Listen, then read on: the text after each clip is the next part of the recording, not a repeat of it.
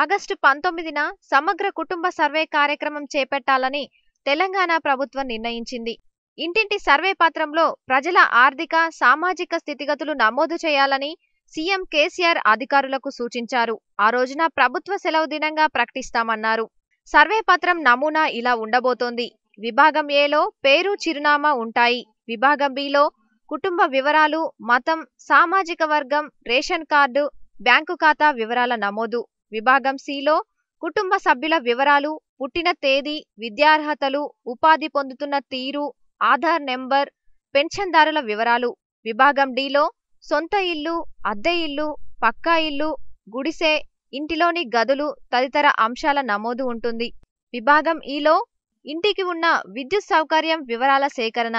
విభాగం ఎఫ్లో వికలాంగులు, వైకల్యం తీరు, వైకల్యం సర్టిఫికేట్, దాని నెంబర్ తదితర వివరాల రికార్డు.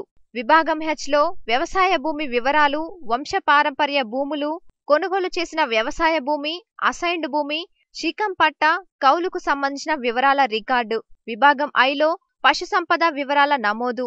విభాగం జేలో సొంత చరాస్తులకు తదితర అంశాలుంటాయి. Car, bike, auto, jeep, tractor దున్నే యంత్రం వంటి వివరాలు నమోదు చేస్తారు. సర్వే సిబ్బందికి చెప్పిన వివరాలన్నీ వాస్తవాలని ధృవీకరిస్తూ ఇంటి యజమాని సంతకం చేయాలని సూచించారు.